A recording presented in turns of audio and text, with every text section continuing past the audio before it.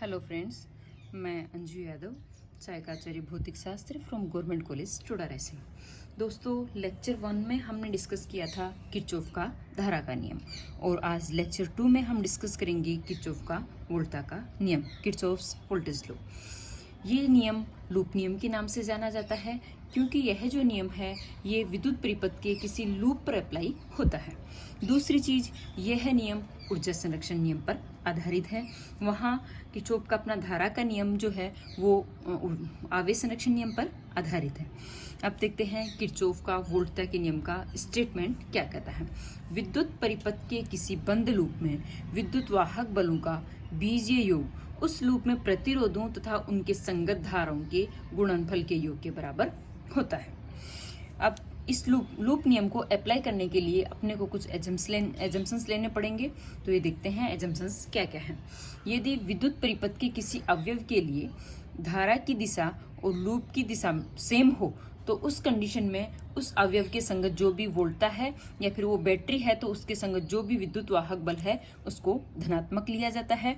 और यदि इसके विपरीत कंडीशन हो, मीन्स अगर धारा की दिशा लूप की दिशा के क्या हो, विपरीत दिशा में हो, तो उसके उस अवयव के संगत जो भी वोल्टा या फिर विद्युत वाहक बल होगा उसको क्या लिया जाता है, ऋणात्मक। इसको हम एक एग्जाम्पल से समझते हैं।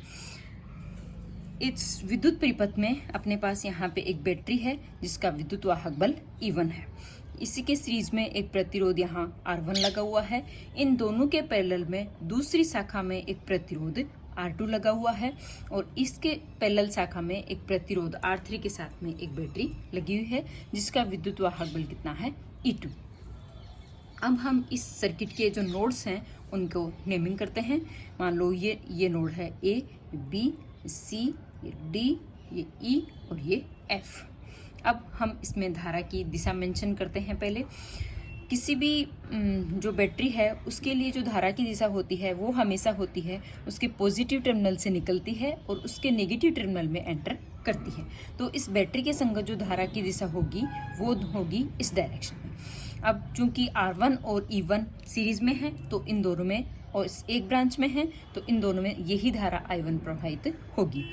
शाखा BC में कोई एलिमेंट नहीं है लेकिन इसमें धारा की दिशा ये होगी। शाखा CD में अपने पास R2 एलिमेंट है, R2 रेजिस्टेंस है, इसमें धारा की दिशा इस डायरेक्शन में होगी और ये धारा इधर से फ्लो होते हुए वापस इस बैटरी के निगेटिव टर्मिनल में जाएगी।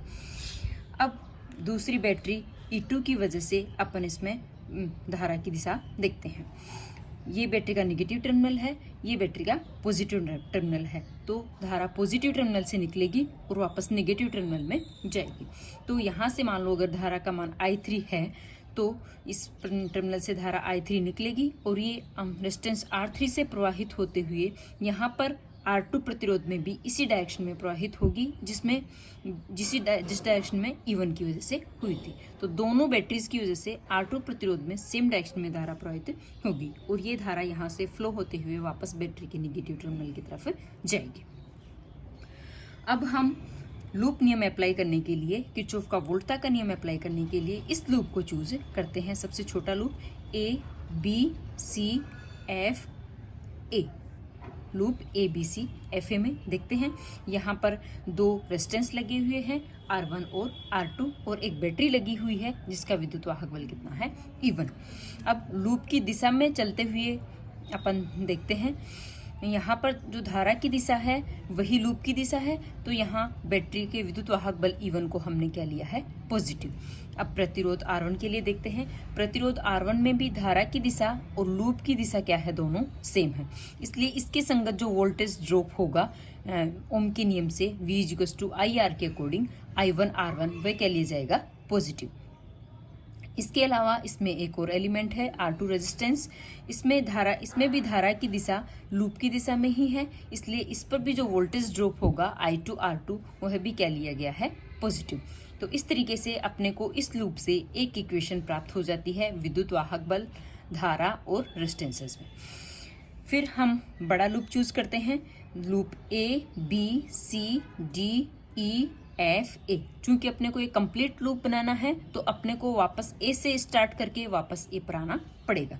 तो इस लूप में हम देखते हैं वही सेम यहाँ पर विद्युत वाहक बल E1 की बैटरी है जिसमें कि धारा की दिशा लूप की दिशा में है, तो यहाँ पर E1 को हमने क्या लिया है, पॉजिटिव। इसके अलावा और दूसरी बैटरी है जिसका विद्युत वाहक बल कितना है, E2, लेकिन इसमें लूप की डायरेक्शन और इसमें जो धारा प्रवाहित हो रही है इनकी डायरेक्शन एक दूसरे के ऑपोजिट है, इसलिए यहाँ पर हमने E2 को क्या लिया है, निगेटिव। ये हुआ टोटल विद्युत वाहक बलों का बीजीय योग। जैसे कि किरचॉफ का स्टेटमेंट कहता है, विद्युत परिपथ के किसी बंद लूप में विद्युत वाहक बलों का बीजीय योग, ये अपन ने लेफ्ट साइड ले लिया। दूसरी साइड क्या आएगा, उसके इस लूप में प्रतिरोधों तथा संगत धाराओं के गुणनफलों का योग।